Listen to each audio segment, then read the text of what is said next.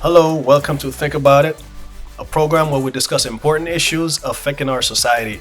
My name is Rick, and once again, I have with me here Steph. and we are here to talk about society's mental decline. Uh-huh. How you doing, Steph? I'm doing good, babe. Mentally strong? You saw me all day. I'm mentally strong. All right. I'm feeling mentally strong also. So last time we spoke about society's mental decline because we know that in our society we are dealing with a mental health epidemic. Right. And we went over one of the major aspects of mental decline is pride. And we spoke about pride being someone who think that they are the center of the universe. Right. Someone who think when we are proud, we think that God is not the center, but we are the center. And we think that everything should revolve around us. Right. That other people basically we think that the sky is a limit. Basically. You know what I'm saying? And in our society, we have a sense of entitlement. We spoke about even Christians, how we have a sense of entitlement. We think that I deserve this. Right.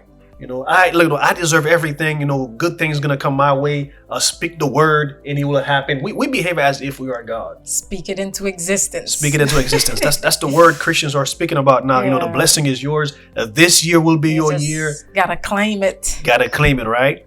All we are seeing in our society is pride and arrogance being displayed in different avenues, whether it's in Christianity, whether it's in the world, pride and arrogance. And as a result, we are seeing a pandemic of mental illness. Right?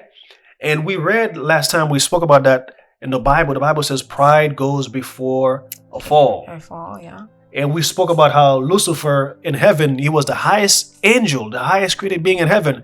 But when he became proud, he sought to make creation revolve around him. Worship, basically. Yeah. Worship, right? And he fell. And he fell, right? And he came to Adam and Eve.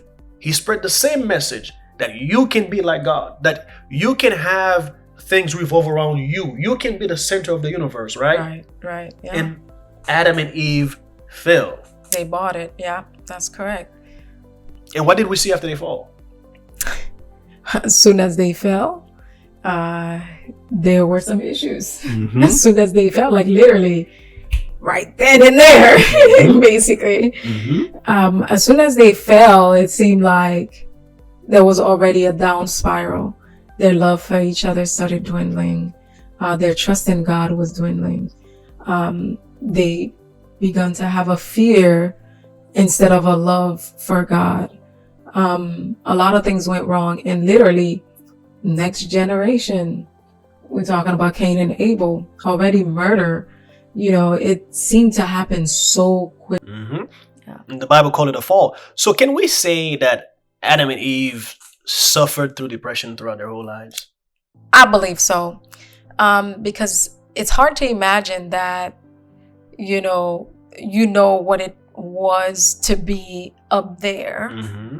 And now you're down here because you sought to elevate yourself. And I think there is a Bible verse that says that those who will have a tendency of bringing themselves up, they will be abased. Yes. And so, in the quest of trying to bring themselves up, they actually went down. Yeah. And, to me, it sounds like something familiar that we deal with. I think this is literally this is just a fact of life.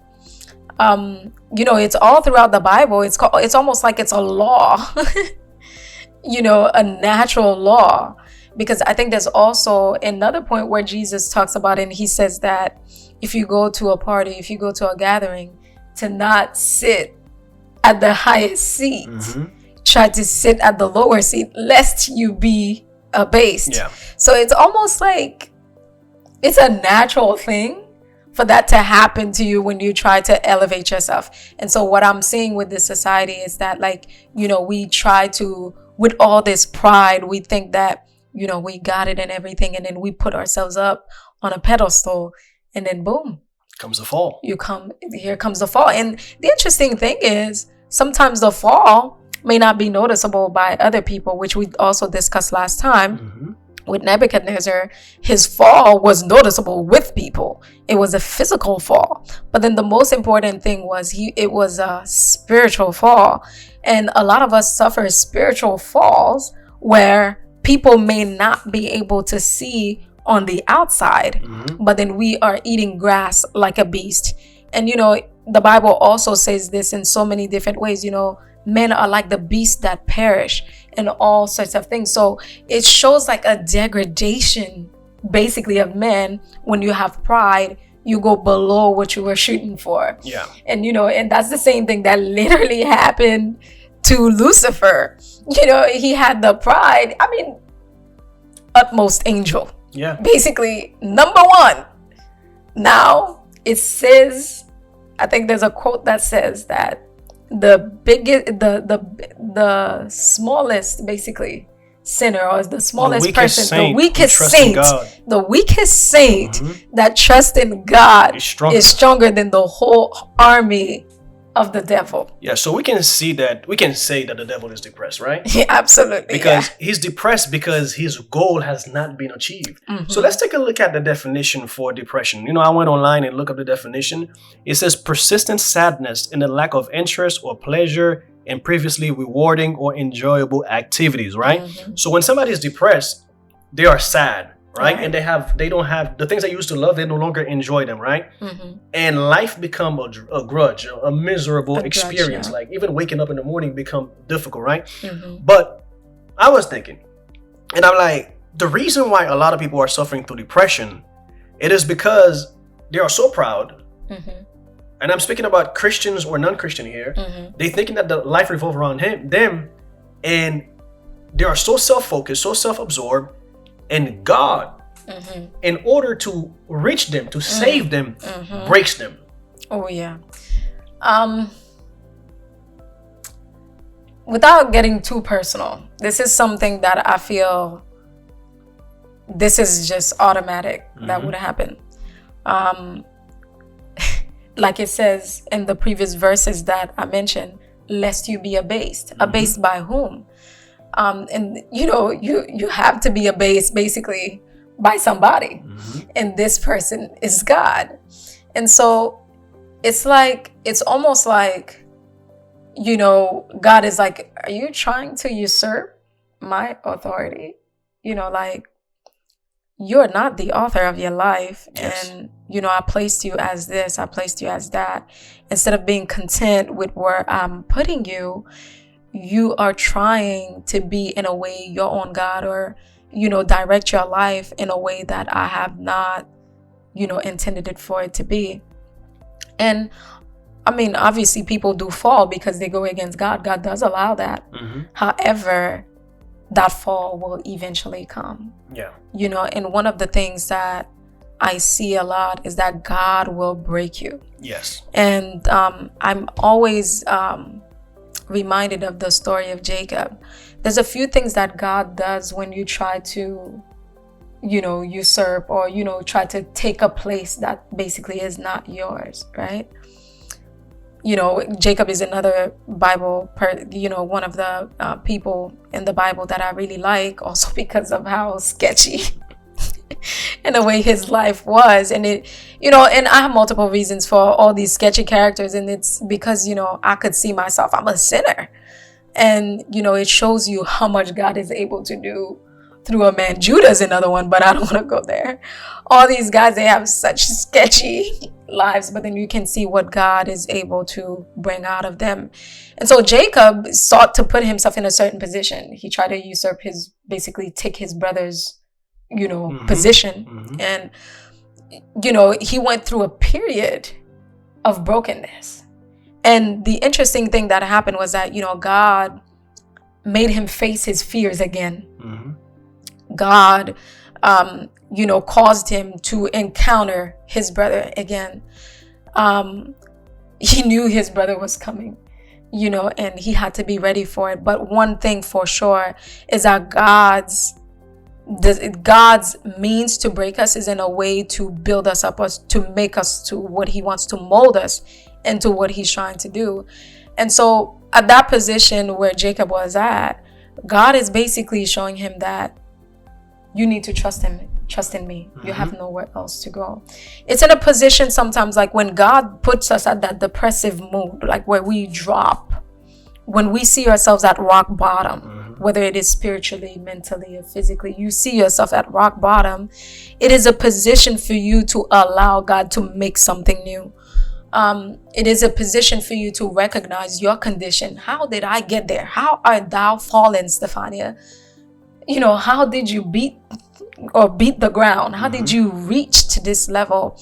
Because I made you this and now you're that. It is a position for us to allow God to do a work in us. Same thing that happened with Adam and Eve, where God was basically like, where art thou? Yeah, and it's a position for us to see, wow, how did I get there? Yeah, and when I think about depression, I think of depression as when you realize, and I'm speaking for the most part, a lot of people that are depressed, is when you realize that you are not the center of the universe. Yeah. As we're speaking about when God breaks you, like you thinking that, okay, I'm going to go conquer the world, and bam, you get an illness. Yeah. You're thinking, I'm going to reach the top of the ladder of the corporation I'm working for, and bam, you get fired. Yeah. You're thinking that, man, nothing can go wrong in life. I have it all. And bam, an economic downturn, you lose all your money, right? And now you are depressed.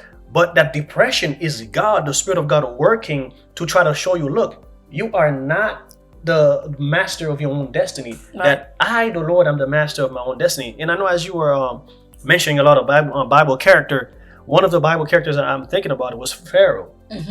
When Moses first came to Pharaoh, Pharaoh says, who is the Lord? Who is the Lord that I should obey? Right? Now, God was also trying to save Pharaoh. Right. Now, in order to save Pharaoh from his high level of pride, he had to break him. So he had to allow obstacles to come into his life. He had to allow the difficulties to come into his life. And think about this.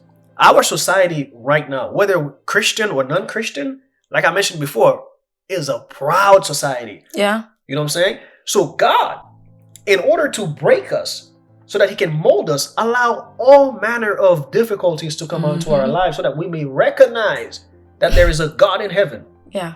You know what I'm saying? And this is the phenomena that's happening in our land, and people are not recognizing it. So now, the moment somebody faces difficulties in life, they are depressed, and instead of going to God and to say, Lord, show me in my life what is wrong in my life. How have I gone astray in my life? They go to pills.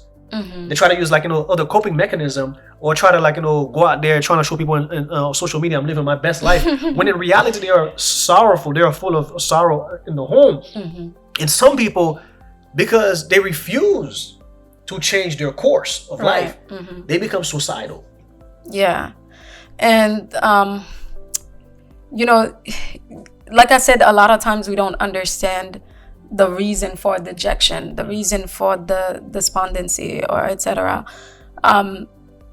It's like you're trying to cause something to happen, and then you're realizing that I'm not able to.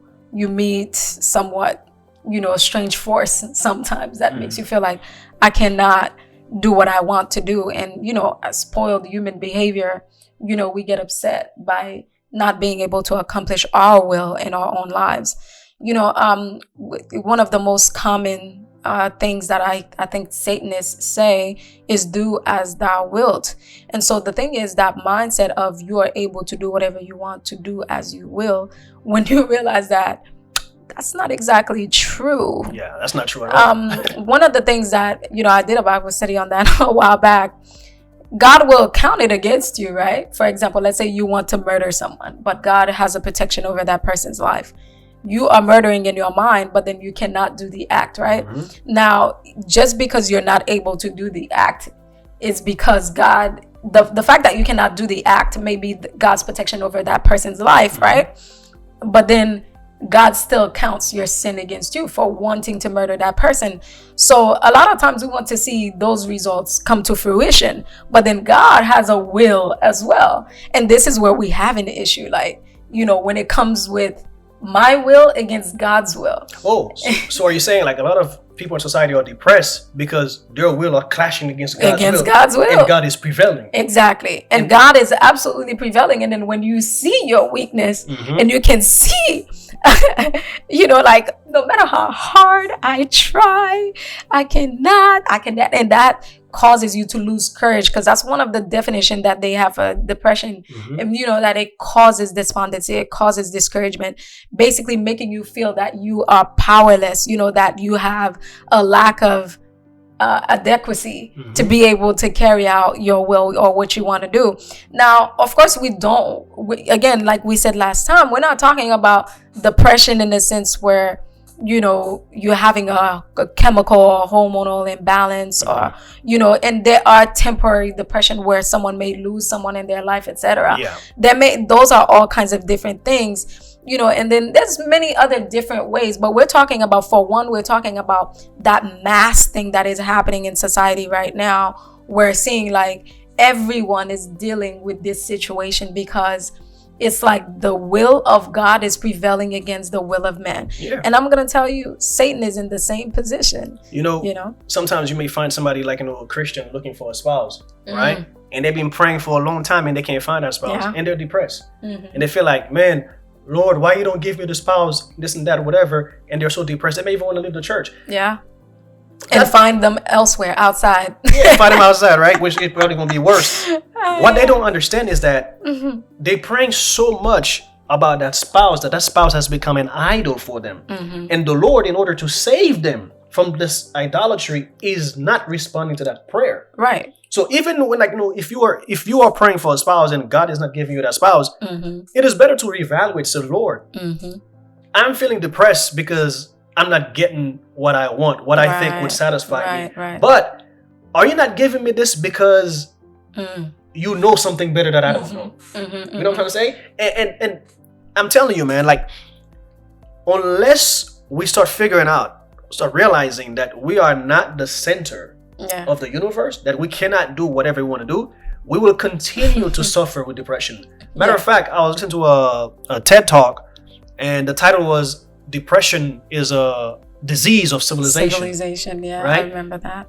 And he was saying how like they study different cultures, like even more primitive cultures, and how they did not really encounter depression like that. Right? Well, at least on that much of a grand scale where everybody practically is. Where everybody's like depressed. But in ours, the greater the nation, the more sophisticated the nation, the more you have depression. So in our society, like I was saying, you look at suicide rates are very high, but we are the richest nation on the planet. You know what I'm saying? Because everybody believes that I am the most important person there is. And so we are full of depression. Another thing I read too, there was a quote. It was a beautiful quote.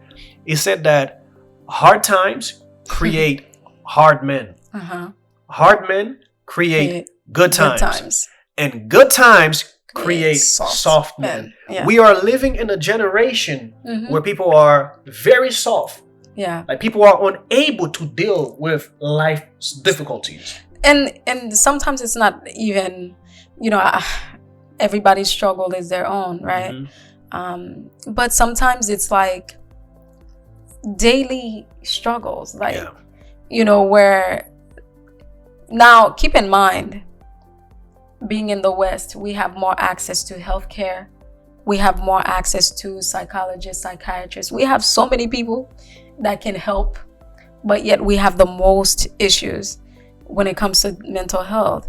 And I mean, granted, these other nations, they may have their own problems too, like paranoia is one of the things that for me personally, I've been able to identify in some of these cultures, right, where they have so much fear of others and etc., being suspicious of people's activities, etc., right?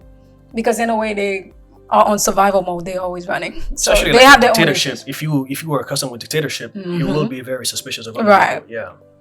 So they have these kind of issues. But like you see in the West, where it seems like, we have food, we have shelter, we have, especially have access. You have access. I'm not talking about everybody in general, but we have access. And generally, we're doing okay as far as like health access, food access, water access, shelter access. Those things are considered the basic things to make a human feel, in a way, satisfied. Love, people in our lives, right? But you're seeing, like we discussed last time, with that specific part where we miss is that, love, friendship, family. Our pride is causing us to break away from these bonds, and then because of that, we're going into those depressions and everything. There are people, if they're sick in America right now and they could pass away in their home for 3-5 days, unless they stink, no one would know. It's crazy. And it's just like, that's just a sad reality. And I think a lot of times, we're taken by, that feeling of promoting yourself, where your child doesn't care about you anymore because they're so focused in trying to get the bacon, trying to get money and everything. So they forget their parents. So they may not check on their parents for 5 days, a week, 2 months, 3 months. I've been in nursing homes where, a mom or dad would be in there for like years and no one, selfishness, man, doesn't even check on them. And so like you're seeing that all these human bonds, we're breaking them because of our tendencies of wanting to elevate ourselves, or pride sometimes, of argument. One of the issues that I never really hear talked about, homelessness, right? When we talk about homelessness, one of the things that I noticed that they never really talk about, but then if you read a book, you're in the healthcare field or whatever, you're trying to take a test, they mention it, but they don't stay on it. A lot of homeless people are afraid to call home. That's crazy. Pride make them not want to call home and say that, Father, I have strayed away. Mom, I made a mistake by running away. Can I come back home? A lot of these things, and then they end up, continuing the lifestyle and, trying to, and the longer you wait. So pride make you don't want to look for help. Nope. It's crazy. You end up not wanting to look for help and everything, and, a kid would run away and everything, let's say 15, by 18, they come, let's say they starting to come to their senses. They spoke to someone who's feeding them or whatever. That person's like, don't you have anybody? Yeah, I have my dad and stuff. He's in Florida. Why don't you call him? Nah, he doesn't want to see me. My thing is, like, a lot of times we think that feeling of despondency and everything, right? We're thinking that this person's not going to want to see us, but it's also a pride speaking, saying that, nah, you don't need to call them. If you call them, the backlash would be too much. You don't want to deal with that. And so you're seeing, like, in multiple facets, how that pride plays a role. And, in us destroying our bonds, and then that's causing depression in our society and everything. And then you're seeing all these things happening, like, all over our lives. Now, can you imagine you really believe in yourself and then you fall on hard times? Yeah, it's going to destroy you. It's going to destroy you. Imagine you lose money. Yeah. How you going to tell, people are afraid to tell their wives, I've lost my job, because you've marketed yourself as that breadwinner, and now your whole identity is attached to being that breadwinner. You are bound to be depressed. Yeah. Taking a fall, let's say, you were younger, you were saying you were going to be a doctor, but now you're working at McDonald's. No offense to anybody working at McDonald's, but that will make you depressed. So again, we are seeing that a lot of our depression come from the fact that we're trying to control life. Yeah. The key thing is you cannot control life. Yeah. Me and you cannot control life. God is the one in charge. And I think some of the things we need to understand as we're talking about depression put us in a dark place because we are looking into ourselves. We are looking into our inner being, and we are not looking at God, who is the light. And one way to fight against depression is to look to God, to look to Jesus. He is the center of the universe. Not me, not you, not any one of us. God is, right? The other thing is to understand that life is hard. Yeah. Because this life is a probationary time that God has given us, in which we need to learn that He is God and not us, right? Life is hard. And the third thing is, tough times are designed to make us stronger. Stronger person, yes. Stronger, not weaker. So when we encounter tough times, instead of feeling depressed and going to get addiction and drugs or whatever, seek the Lord. Spend time with friends. Spend time with family. Go outdoors. Do activities. Don't let the feeling of despair cover you with darkness. Anything else you want to say, Steph, before we wrap up here? One of the things that I was talking to a friend, and then she told me, I'm feeling a little depressed right now. And then I'm like, okay. And I'm like, okay. And I started thinking about that. I'm like, I'm glad she's able to tell me that. You know, so what does that tell you? You know, like we were able to talk and, you know, discuss different things, and I knew how to deal with it afterwards. But all I'm trying to say is basically reach out to someone. Yeah. Reach out to God first. You know, you fall low. Who do you call? Call your father. Call your father. Me, I'm glad that I've never been afraid to call my father. Yeah. You know, no matter how bad it was, I'm like, yeah, I might get a whooping for this, but I need to call my dad. He might be talking a lot, but I need to talk to my dad. And that has helped me even in my hardest time. If I'm crying or upset, angry, my God, I know I'm crying. I'm being spoiled right now, but please help me. Yeah. So call God, call your father. He's waiting on you. All Just right. like the prodigal son. He went back home. Yes, he went back home. He had a hard time. He was depressed, but he went back home. Amen. So this is our thing for today. Society's decline, mental decline, depression. But you don't have to be depressed. You can go to Jesus. Yeah. You can go to a friend. You can seek help. You don't have to be depressed. Next conversation, it will be about how you overcome the mental decline impacting society. Once again, this is Think About It. My name is Rick. And Steph. And we are Out.